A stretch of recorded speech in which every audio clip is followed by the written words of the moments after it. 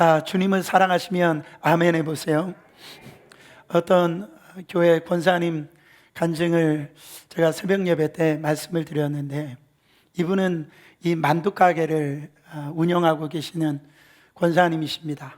근데 이 권사님은 최고의 재료, 하여튼 정성을 다해서 이 만두를 이렇게 팔고 또 그것을 통해서 복음을 전하던 이 권사님이신데, 이 딸들도, 자기 자녀들도 어머니가 만들어 주신 그 만두를 그렇게 좋아했다라고 그래요.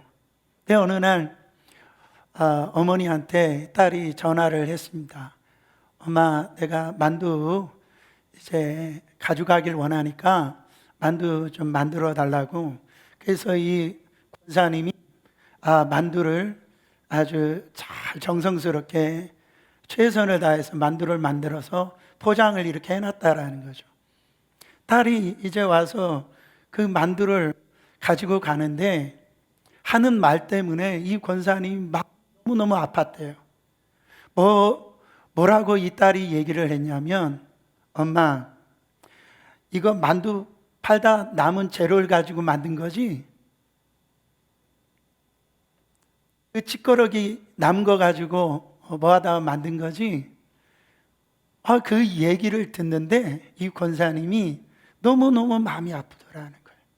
오히려 자기 자식을 이렇게 먹이기 위해서 정성을 다해가지고 최선을 다해서 이렇게 만두를 만들었는데, 아니 그런 얘기를 하니까 참 마음이 아팠대요. 그러면서 이 권사님이 하시는 말씀이 이 하나님의 사랑에 대해서 생각나게 되더라는 거죠. 하나님께서 자녀된 우리에게 정말 가장 좋은 것을 주시는데, 가장 최상의 것만을 주시는데 나는 하나님께 때때로 불평한 적이 없는가? 왜 하나님은 내게 좀 더 놀라운 축복을 주시지 않고 왜 좀 더 놀라운 은혜를 주시지 않습니까? 그렇게 불평했던 자기 자신이 떠올랐다라는 거죠. 딸의 모습을 보면서 하나님 앞에 투정했던 자기 자신을 회개했다라고 간증을 하시더라고요. 여러분, 우리를 향한 하나님의 뜻이 무엇일까요? 이렇게 질문을 하면 아마 당황스러우실 거예요. 이 나를 향한 하나님의 뜻이 무엇일까? 그래서 우리가 생각할 때에 술을 끊으라는 것인가? 담배를 피우지 말라라는 것인가? 11조를 하나님께 드리라는 것인가? 우리를 향한 하나님의 뜻이 내 성질 주기라고 하는 것인가? 우리가 이런 수준으로 생각하는 사람들이 있어요. 왜요? 성령님께서 책망하시는 말씀을 듣다가 생각을 해보니 그런 것밖에 생각이 안 나는 거죠. 하나님이 저와 여러분들을 향한 하나님의 뜻이 무엇입니까? 바로 목숨을 다하여서 사랑하라는 거예요. 하나님이 우리를 향한 간절한 뜻은 뭐예요? 마태복음 22장 바로 37절, 예수께서 가라사대 내 마음을 다하고 목숨을 다하고 뜻을 다하여 주 너의 하나님을 사랑하라 하셨으니 이게 크고 첫째 되는 계명이다. 하나님이 우리를 향한 그 놀라운 뜻은 뭐냐면, 네가 마음을 다하고 목숨을 다하고 뜻을 다하여서 다른 것 말고 하나님 한 분만을 사랑하라는 거예요. 목사님 그거 다 알고 있는데요. 우리가 그렇게 생각하실 때일지 모르겠지만 그만큼 우리는 하나님의 마음을 모르고 신앙생활하고 있는 거죠. 하나님은 우리를 향하여서 목숨을 다하여서 우리를 사랑하십니다. 하나님이 너무 욕심이 많으셔가지고 우리가 목숨을 다해서 하나님을 사랑하라고 그렇게 말씀하시는 거예요? 아닙니다. 여러분, 우리를 향한 하나님의 사랑이 어떤 거예요? 이번에 제 딸이 이제 대학에 들어가가지고 멀리 이렇게 타지로 보냈는데요. 떠나가는 그 딸을 보고 제 마음에 너무너무 참 마음이 어떤 표현할 수 없는 그 아빠의 마음이 제 안에 있더라고요. 여러분, 다른 건 다 줄 수 있어도 우리가 자식은 줄 수 없습니다. 자기 목숨을 내어줄지언정. 그러나 우리 하나님은요, 우리를 사랑하세요. 어떻게 사랑하십니까? 하나밖에 없는 외아들, 그 독자를 정말 우리가 그렇게 뭐 잘한 것도 없고 뭔가 내세울 것도 없고 그들 원망 불평하는 우리를 향하여서 우리 주님이 아들을 내어주셨다라는 것, 완전한 사랑입니다. 놀라운 사랑이에요. 그 사랑을, 우리 가운데 최고의 사랑을 주셨다라는 거죠. 근데 우리는 지금 그 사랑을 받고 우리는 어떠하냐라는 거죠. 사람은요, 누구나 변하더라고요.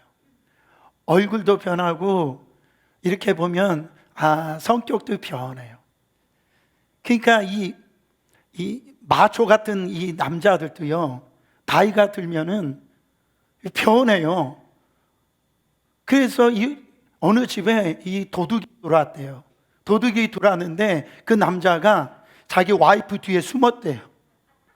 이게 뭐냐면은 나이가 들면 들수록 이 여성 호르몬이 이렇게 생겨가지고 저도 저 자신이 놀랄 때가 있어요. 아니, 울 포인트가 아닌데 어느 순간에 제가 그냥 울어요. 저도 왜 그런지 모르겠어요. 그냥 뭔가 여성스러운 어떤 부분들이 나타나는 그런 현상들이 있다. 오히려 여자들이 남자 같고 그렇게 변하더라는 거죠. 그런데 우리는 다른 건 다 변해도 되지만은 우리가 변하지 말아야 될 것이 있어요. 그게 뭐냐면 하나님 사랑하는 겁니다. 그 하나님 사랑하는 마음, 그것만큼 절대로 변해서는 안 돼요. 그러면 우리는 끝장나는 겁니다. 바로 우리 인생은 망하는 거예요. 개구리 올챙이적 시절 모른다라는 얘기 있잖아요. 보세요. 성도님들이나 목사인 제 자신도 이렇게 돌아보면 복을 받아가지고 은혜를 받아가지고 그렇게 사는데 살기 좋아지면은 하나님을 향한 마음이 어떻게 됩니까? 식어지기 시작합니다. 제가요, 목사 안수 받을 때 얼마나 금식 기도하고 그때 목사 안수 받을 때 생각하면 눈물이 다 나는 거예요. 제가 신학교 4년 그 대학교 다닐 때 저희 신학교 채플실에 들어가 보면 맨 앞에 세계 지도가 이렇게 붙여져 있거든요. 제가 새벽마다 그 세계 지도 앞에 손을 얹고요, 주님, 이 세계 나한테 주세요. 내가 주님을 위해서 살겠습니다. 그렇게 부르짖고 기도했던 내 마음이에요. 여러분, 신학교 졸업할 때 어떤 노래를 불렀는지 아세요? 푸른 바다 나선이 몸 어디든지 가오리다. 근데요, 그 마음 어느 순간에 식어져 버리는 내 모습을 봅니다. 제가 어린이학교에 담임 목사를 올 때 제 마음에는요, 식지 아니하는 그 한 영혼을 사랑하는 그런 마음들이 제 안에 있었는데 어느 순간에 제 마음이 그것이 변질되어지는 그런 마음들이 제 안에 있었다라는 거 부인할 수가 없습니다. 여러분, 저만 그런가요? 여러분, 우리가 신앙생활할 때 여러분들은 안 변했냐라는 거죠. 요한계시록에 그 소아시아 지역에 7교회를 보세요. 그 7교회에 정말 예수님이 내세우고 싶은 교회가 에베소 교회입니다. 그래서 제일 먼저 나오는 교회가 에베소 교회예요. 환난이나 이런 고난이 와도 믿음을 지킨 교회예요. 그리고 진리를 지키며 이단들이 들어오지 못하도록 막았던 그 교회입니다. 너무너무 좋은 교회죠. 다 좋은데 예수님이 그 교회에 책망을 하십니다. 너희가 첫사랑을 잃어버렸다라는 거예요. 그렇게 말씀을 지키고 믿음을 지키고 이단들을 갖다가 싸우는 것까지는 좋았는데 어느 순간에 그 사랑을 잃어버렸다라고, 사랑이 변질되었다라고, 만약에 너가 이 처음 사랑을 회복하지 아니하면 촛대를 옮겨버리시겠다라고 그랬어요. 여러분, 고린도 교회도 마찬가지입니다. 사도 바울이 고린도 교회를 생각하면은 여러분 보세요. 이 고린도 교회는 성도들이 영적인 것에 굉장히 관심이 많았던 교회예요. 그래서 그 교회에 영적인 은사들이요 엄청나게 나타났습니다. 그래서 고린도전서 12장이나 14장 가보세요. 다 은사가 나타나는데 방언이 나오고요, 예언이 나오고요, 병 고치는 능력이 나타나고 각종 은사가 나타납니다. 근데 가장 시끄러웠던 교회가 고린도 교회였어요. 그러면서 사도 바울이 고린도전서 13장 그 1절부터 2절 말씀에 뭐라고 말씀합니까? 내가 사람의 방언과 천사의 말을 할지라도 사랑이 없으면 소리나는 구리와 울리는 꽹과리가 되고, 2절 내가 예언하는 능력이 있어 모든 비밀과 모든 지식을 알고 또 산을 옮길 만한 모든 믿음이 있을지라도 뭐가 없으면, 사랑이 없으면 내가 아무것도 아니요. 한번 따라해 보세요. 사랑이 없으면 아무것도 아닙니다. 아무것도 아니라는 거예요. 뭐 대단한 거 다 뭐 은사를 받고 뭐 능력 행하고 뭐 이런 것들이 내 안에 나타난다 할지라도 뭐가 없으면, 사랑이 없으면 nothing이라는 거, 아무것도 아니라는 거죠. 여러분, 우리는요 하나님 앞에 이 최고의 사랑을 받았어요. 완벽한 사랑을 받았습니다. 여러분, 이 사랑 잃어버리지는 않으셨습니까?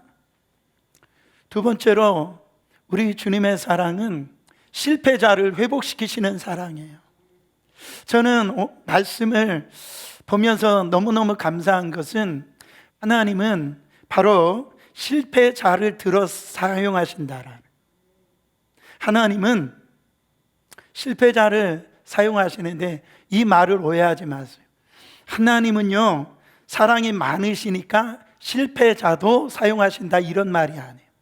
하나님은 실패자만 사용하세요. 27절 29절 말씀까지 보세요. 세상에 미련한 것들을 택하사 지혜 있는 자들을 부끄럽게 하려 하시고 세상에 약한 것들을 택하사 강한 것들을 부끄럽게 하려 하시며 하나님께서 세상에 천한 것들과 멸시받는 것들과 없는 것들을 택하사 있는 것들을 패하려 하시나니 이는 아무 육체도 하나님 앞에 자랑하지 못하게 하려 하십니다. 결국은 실패하고 약하고 연약한 자를 통하여서 하나님은 이 사용을 하신다라는 거죠. 여러분, 이 자리에 실패자가 아니신 분이 어디 있어요? 그렇죠? 다 실패했습니다. 자신이 실패자요 죄임을 깨닫는 사람이 있는가 하면, 아니면 자신이 실패와 또 죄인임에도 불구하고 부족함에도 불구하고 그것을 감추면서 사는 사람이 있다라는. 오늘 성경에 보면은 예수님께서 실패자 이 베드로에게 확인하고 싶은 것이 한 가지가 있었어요. 베드로는 천방지축이었죠. 그는 무식하고 성격이 다혈질적이고 그리고 잘난 체하고 보면 끼어들기 좋아하고, 베드로는요 그가 성질이 급한 사람이었어요. 근데 베드로의 이 실력이 안 되고 지식이 안 되는 것은 참을 수가 있죠. 그렇죠? 그 갈릴리 바다와 같이 그 마음이, 그 변덕스러운 그 기질, 그것도 다 참을 수가 있어요. 그리고 이 말고의 그 귀를 갖다가 막 베는 것 같은 이 경솔하고 그렇게 중동적인 그 기질도 우리가 참을 수가 있어요. 나서기 좋아하고 막 이렇게 뒷감당 못하는 거, 그것도 다 참을 수가 있어요. 그러나 배신은 참기가 어려운 겁니다. 그렇잖아요. 배신을 참기가 어려운 거예요. 우리가 알다시피 베드로가 예수님이 이제 재판을 받고선 그렇게 십자가 언도를 받을 때, 그것도요 뭔가 대단한 사람 앞에서 예수님을 막 부인하고 예수님을 막 이렇게 배반한 게 아닙니다. 그 계집종 앞에 나는 그가 누구인지도 알지 모른다 그러면서 나중에는요 저주하면서 그 예수님을 배신한 걸 볼 수가 있어요. 근데 그 예수님께서 부활하시고 난 다음에 지금 베드로를 일부러 찾아오신 걸 볼 수가 있어요. 15절 말씀에 찾아오셔서 뭐라고 말씀하십니까? 조밥 먹은 후에 예수께서 시몬 베드로에게 이르시되 요한의 아들 시몬아, 네가 이 사람들보다 나를 더 사랑하라 하시니. 지금 주님께서는 베드로에게 네가 나를 사랑하느냐 물으신 것은 참으로 의미심장한 그 예수님의 뜻이 있습니다. 주님은 이 베드로의 실패의 원인을 다른 데에서 있는 것이 아니라 사랑의 실패에서 찾으신 걸 볼 수가 있어요. 사람들은 곧잘 이 실패의 원인을 환경의 문제나 어떤 이 지식의 문제나 저 사람이 시험 든 것은 뭔가 이 믿은 지 얼마 안 돼서 그래, 그리고 환경이 저래서 그래, 저 사람이 너무 바빠서 그래, 막 이렇게 생각한다라는. 그런데 예수님은 이 베드로의 실패를 그런 것으로 보지 않으셨어요. 뭐로 보셨어요? 사랑으로 보셨다라는. 믿음의 생활에서 모든 문제의 근원은 뭐냐면 사랑이라는 거예요. 사랑. 하나님을 향한 이 사랑이 식어졌기 때문에 거기에서 믿음 생활에 문제가 왔다라는 거예요. 여러분, 우리말에 이런 말이 있습니다. 사랑에 눈이 먼다, 이런 말이 있어요. 그렇죠? 그래가지고 누군가 사랑에 빠지면 뭐가 씌운다고 그래요? 눈에 콩깍지가 씌운다고 그래요. 여러분 다 경험해 보셨잖아요. 데이트할 때, 연애할 때 눈에 뭔가 콩깍지 씌운 것처럼 저 사람 그냥 다 좋은 거예요. 그냥 뭐 부족한 게 없는 게 아닙니다. 뭔가 저 사람이 아주 이 실수가 없는 게 아니에요. 그런데도 실수가 있어도 좋고요, 부족해도 좋아요. 그냥 다 좋아요. 다. 그렇잖아요? 남들이 뭐라고 해도 오히려 그 단점이 오히려 정말 이 매력으로 보인단 말이에요. 그 참 신기하지 않습니까? 한 마리 말로 보면 이것도 좋고 저것도 좋고 다 좋다라는. 주님을 사랑하는 것도 이와 똑같습니다.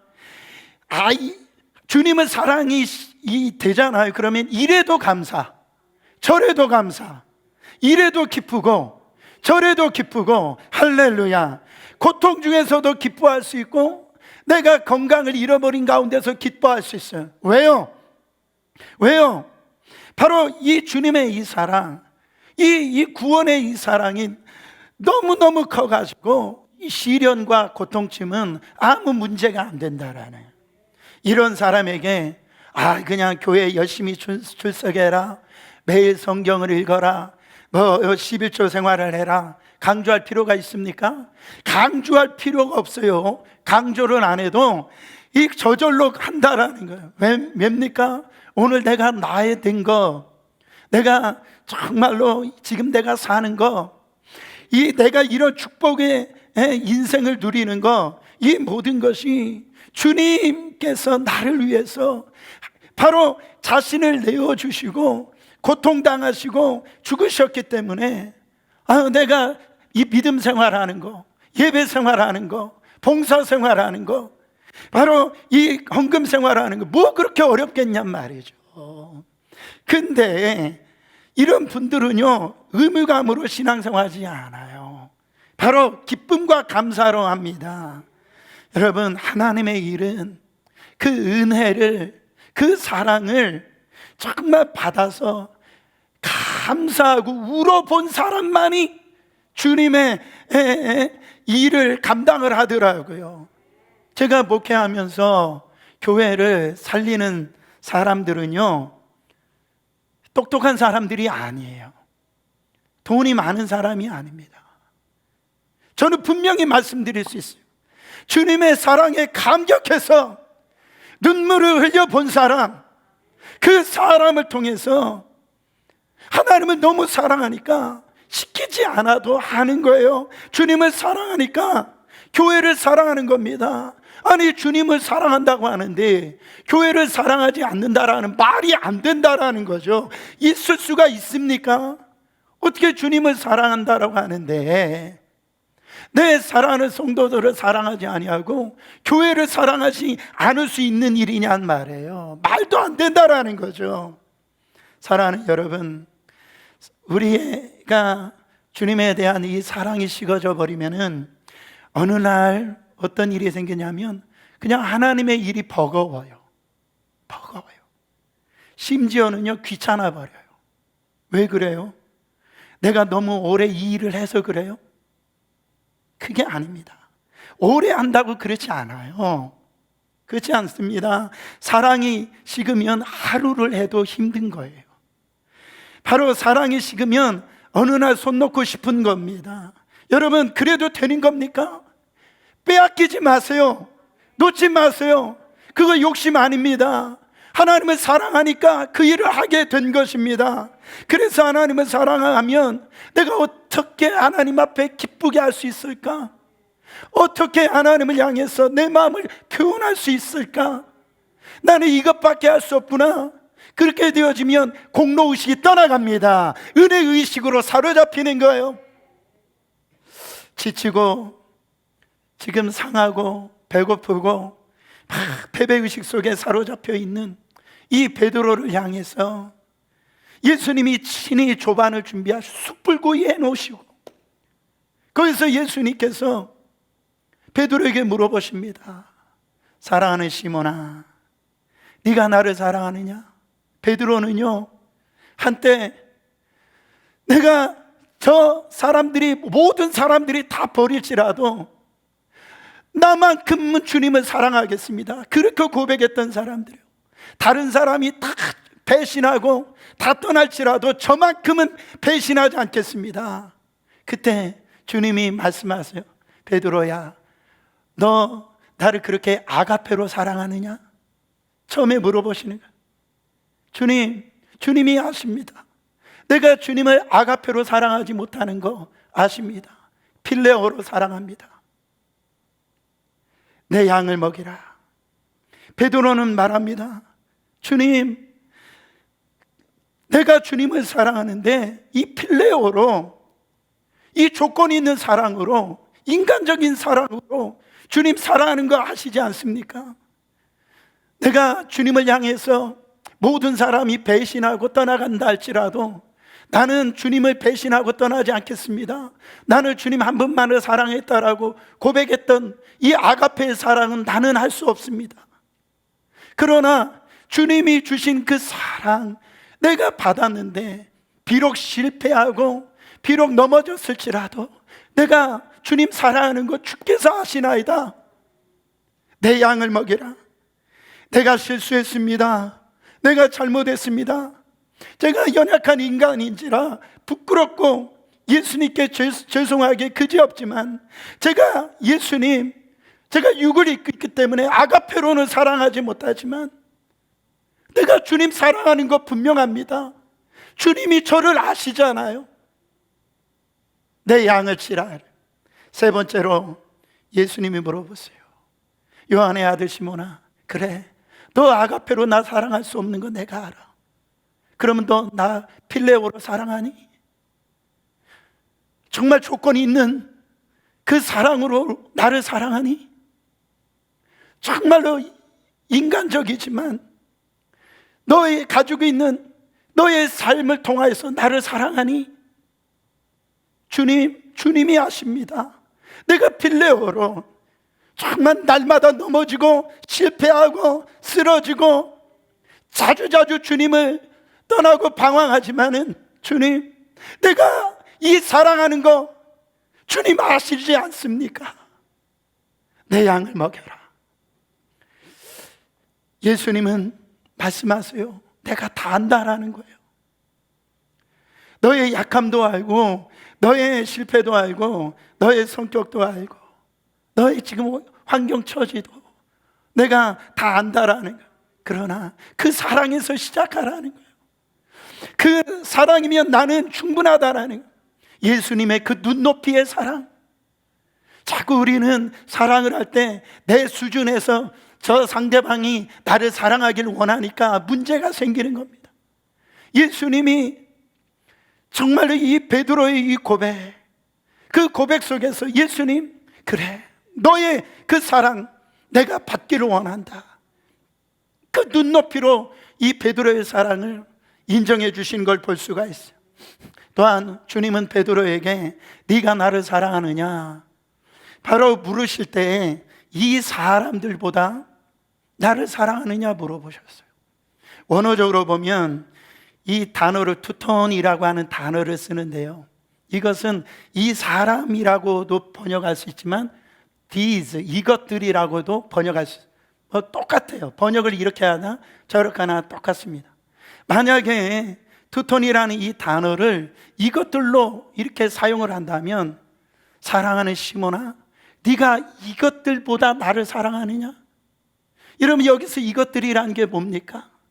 밤새 수고했던 그 배, 그 물에 걸렸던 그 고기들, 어떻게 보면 네가 가진 성공을 위해서 열심히 싸웠던 그 물질, 그 재산, 네가 가지고 있는 거, 생명처럼 여기는 거, 그것보다 나를 더 사랑하느냐? 이 질문을 하고 계시는 거예요.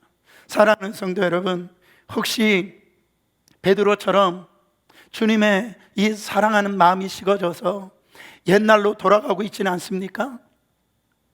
재물과 명예, 세상 욕심을 다시 붙들고 있지 않냐 말이죠. 지금 주님께서 네가 이것들보다 나를 더 사랑하느냐? 여러분 어떻게 대답하시겠어요?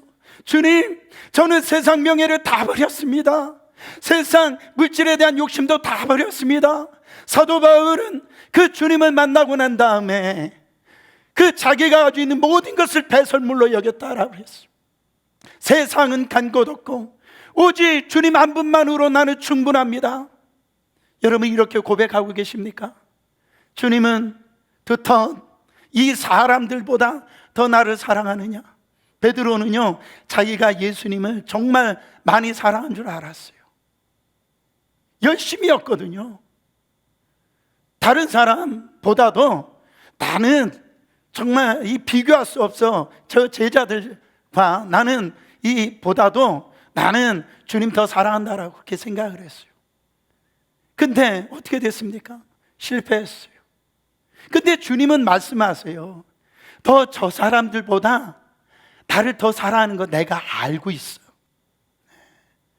비록 실패했지만은 이 사람들보다 네가 얼마나 나를 사랑하는 줄 내가 알고 있다라고 지금 말씀하고 있는 거예요. 여러분, 그 정도로 베드로는 주님을 사랑했던 것 같습니다. 주님은 이렇게 말씀하고 있습니다. 그 사랑 내가 다 알고 있단다. 그 사랑 회복해야 되지 않니? 다시 그 사랑 앞에서, 그 실패의 자리에서 다시 일어나야 되지 않니? 그 사랑을 우리가 경험하면 그 실패의 자리에 찾아오신 그 주님의 사랑으로 다 일어날 수가 있다라는. 세 번째로 주님의 사랑은 사명을 회복시킵니다. 사랑의 고백을 들은 예수님께서 뭐라고 말씀하십니까? 내 양을 먹이라, 내 양을 치라, 내 양을 먹이라 그랬어요. 실패했죠. 결점이 있습니다. 배신을 했어요. 약점이 많은 베드로였지만 다시 사람 낚는 어부의 이 사명을 회복시키신 걸 볼 수가 있어요. 갈릴리 해변에서 정말 고기 잡고 있을 때 예수님이 그를 처음 부르셨을 때를 상기시킨 겁니다.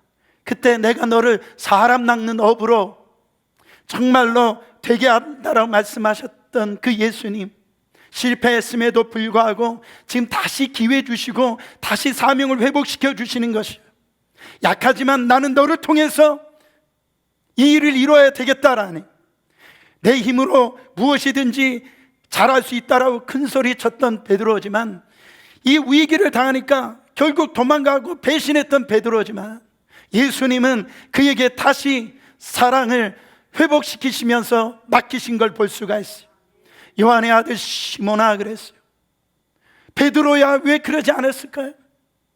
베드로는 반석이란 뜻입니다.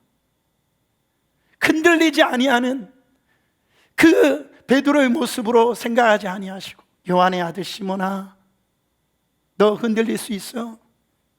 너 약해질 수 있어. 너가 어떤 사람인지 잘 알아. 그러나 시몬아, 낙심하지 말아라. 다시 출발해야 돼. 실패했어. 다시 일어나. 사명의 자리로 예수님께서 회복시키고 있는 겁니다. 여러분, 사람들은 배신하면은 다시는 상종하지 않으려고 그래요. 그렇죠? 무능한 사람, 실패한 사람 다시 사용 안 하려고 합니다. 그러나 우리 주님은 실패한 자를 찾아오세요. 찾아와 주실 뿐만 아니라 사랑을 부어주시고 다시 사명의 자리로 이끄시는 걸 볼 수가 있습니다.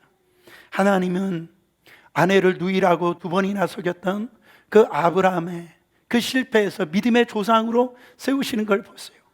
모세는 자기 능력으로 이스라엘 백성을 구원하려고 했지만 살인자가 되었습니다.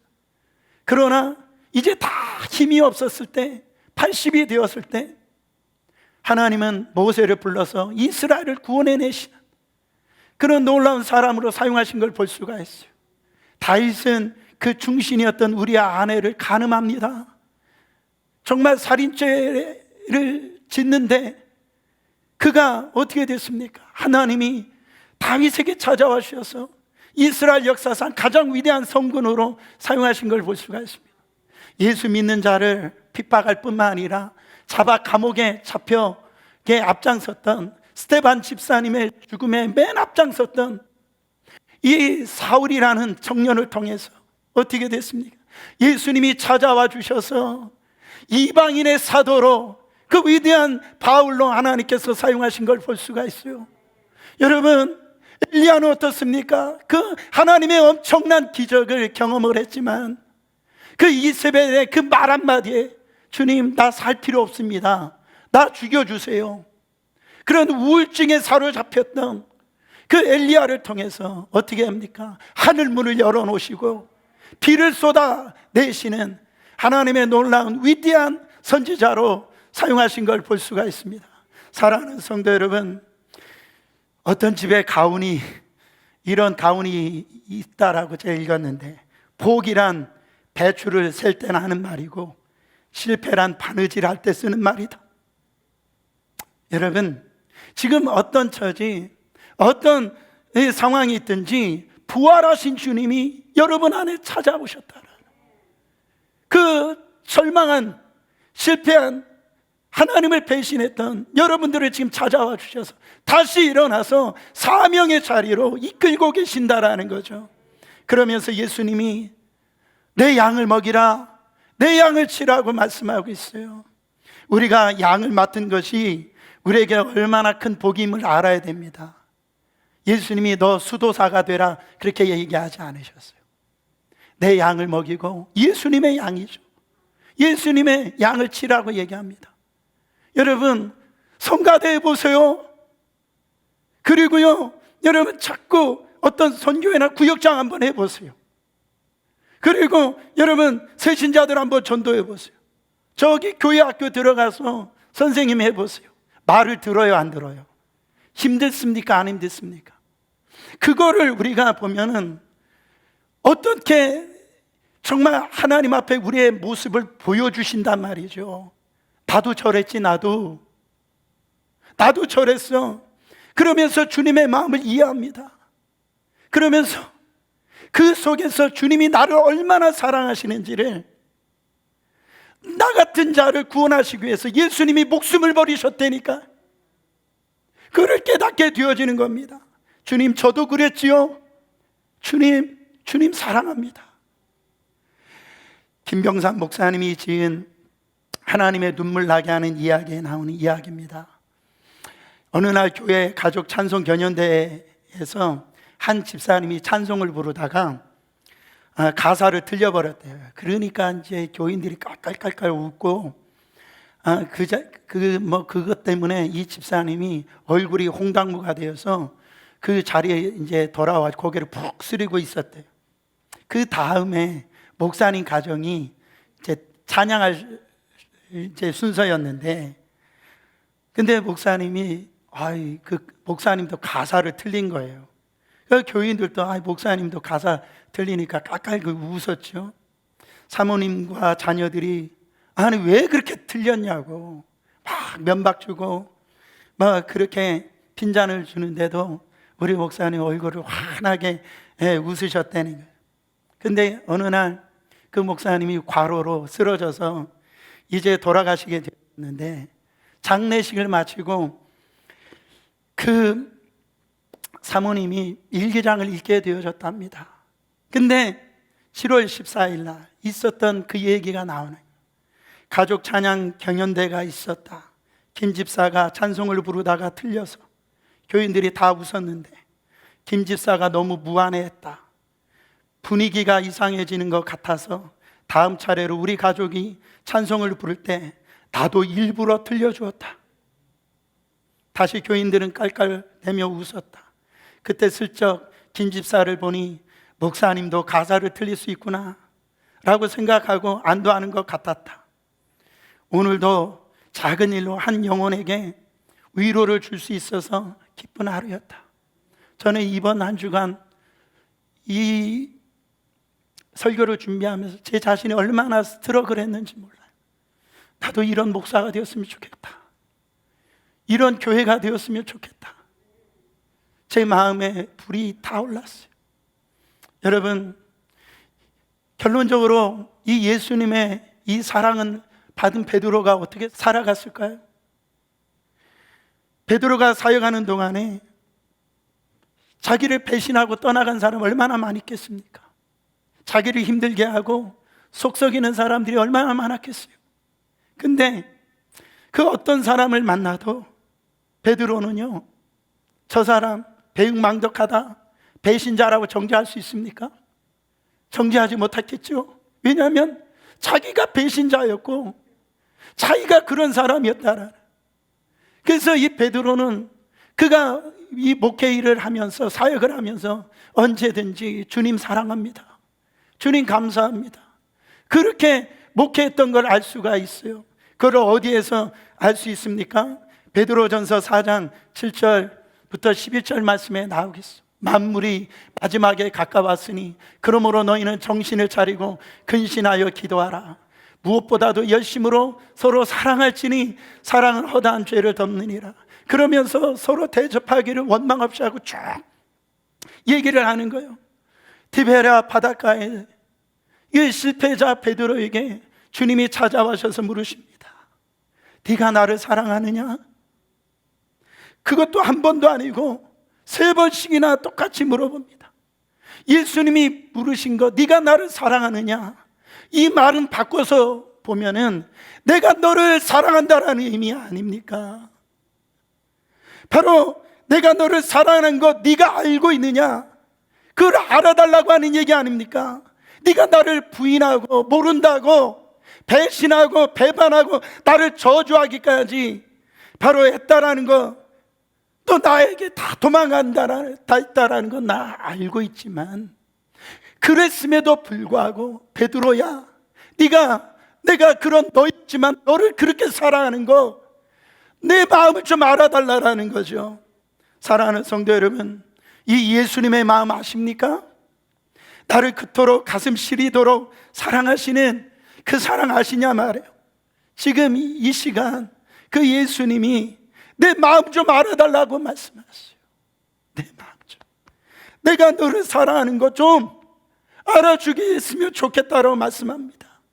그런데 우리는 때로는 예수님의 그 사랑을 잊어버리고 때로는 예수님을 떠나고 예수님의 얼굴을 먹칠하고 정말 봐줄 수 없을 정도로 형편없이 살아가잖아요. 그럼에도 불구하고 내가 너 사랑하는 거 좀 알아줬으면 좋겠다. 여러분, 오늘 이 시간 우리가 하나님 앞에 예수님의 그 프로포즈 앞에 섰습니다. 우리가 십자가에 매달리신 저 주님을 한번 바라보세요. 거기서 분명한 음성이 들릴 거예요. 전 소스라치게 놀랐어요. 저 십자가를 보는데 예수님의 이 간절한 그 외침이 들리는, 박 목사야, 내가 너 사랑해. 너 부족하고 너 연약하고 그렇지만 내가 다른 어떤 것보다도 내가 너 사랑하는 거, 너 그거 반드시 잊지 말아라 말씀하시오. 여러분, 그 음성 들으셔야 됩니다. 여러분, 오늘 우리가 대답해야 될 때예요. 주님, 그래요 주님, 내가 주님 사랑합니다. 내가 주님의 마음 알기를 원합니다. 그 주님의 그 시선 앞에 오늘 나가시기를 바랍니다.